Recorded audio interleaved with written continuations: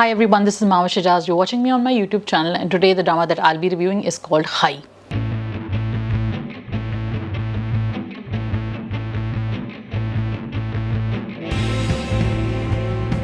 Khaie is a haunting tale of revenge and how revenge may or may not change people for good. And I don't mean really good, I mean for posterity. Based on the tradition of Khaie in Khyber Pakhtunkhwa, tradition I use the word loosely, it's written by Screengrab Abbas and directed by Sayyid Wajahat Hussain. Khaie is apparently a defunct tradition. It's where blood is avenged by blood. And the avenging family also marries a woman from the family that they're avenging so that the blood feud is stopped forever. It doesn't make sense to you? I get that. So the show kind of depicts how this tradition just lets to bloodbath after bloodbath. The show begins with the story of Zamda, how her family has spent most of their life outside Pakistan. She returns to her village not knowing that disaster awaits her. The character, played really well by Durre Fishan Salim, becomes a central figure in a long line of murderous, tumultuous events, not to mention manipulative. Zamda's father and brothers are killed by Chanar Khan and Durab Khan's families. Durab Khan, played by Khalid Butt Marhoom Sahab, and Chanar Khan aka Faisal Qureshi. Chanar Khan kidnaps Zamda and marries her forcibly. Zamda, now married and living as a captive,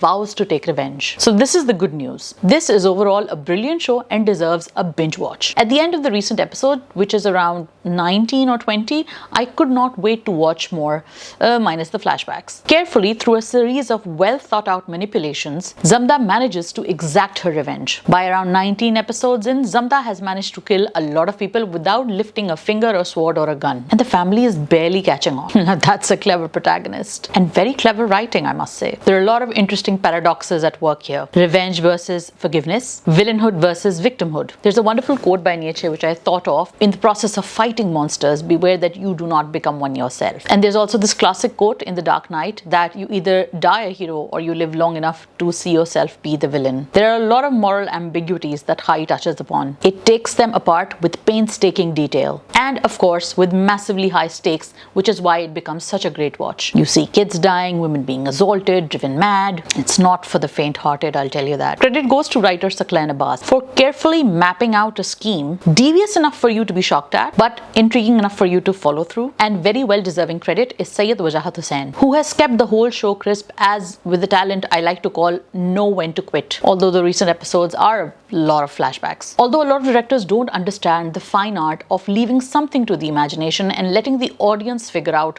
what to think of and what to plan and what to expect. It's the audience, when they make their own inferences, that's when the show gets interesting for them. Throughout the show, Wajahat Hussain makes sure that he leaves the audiences guessing with Zamda's next moves. Wajahat also very well understands scale. He uses beautiful landscapes to soften the blows and make the story very, very palatable. He also very carefully dresses Zamda with viperish eyes and snake-like movements. She also is wearing those snake-like striped dupattas. Durre Fishan's poker face, amazing. The whole drama practically rests on it. The show also touches upon, like I said, the multifaceted faces of evil. Chanar Khan, though you may not feel sorry for him, still faces this anguish of seeing his teenage son die. Do you feel sorry for Chanar Khan? That's great acting. Chanar Khan, played by Faisal Qureshi, makes him believable and human, despite being the villain. Villains are human after all. The late Khalid Butt Sahab is vicious and sinister as Durab Khan. Laila Wasti is reined in and graceful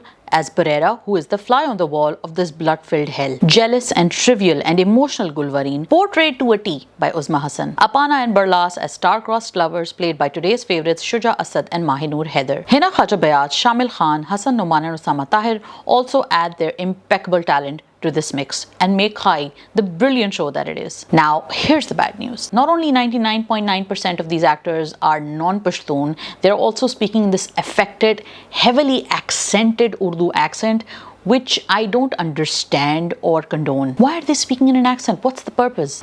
I think the original sin was committed in Sange Marmar, where the actors were also non-Pashtun but were speaking in a slightly Pashtun accent. However, in Sange Marmar, I think the accents weren't that intolerable as they were in the later sort of other Pashtun-oriented shows which were showing these horrible traditions. Again, I use the word tradition very loosely. This is a classic example of cultural appropriation. When you're casting for a specific culture, try and cast people from that culture. Case in point, Kabli Pilau. Barbina's role was played by actually a girl who could speak Pashto. So, am I saying that Khaie should have been a Pashto drama? No, not at all. It could have been an Urdu drama with a Pashtun cast who could speak Urdu but also slip into the Pashto language whenever they needed to. This would have made the show far more authentic. Now you may ask, will the audience watch a Pashtun-based cast with faces they don't even know? Again, case in point, Kabli Pulao. Yes, they would absolutely watch a show that is gripping, that makes sense, that invites them into a horrible world, which is also palatable. All that aside, Khaie is still a very brilliant show, and it thoroughly deserves a binge watch. Let me know what you guys think. Take care of yourself, like, comment, share, and don't forget to subscribe. Don't miss an update. Hit the bell icon and click on subscribe.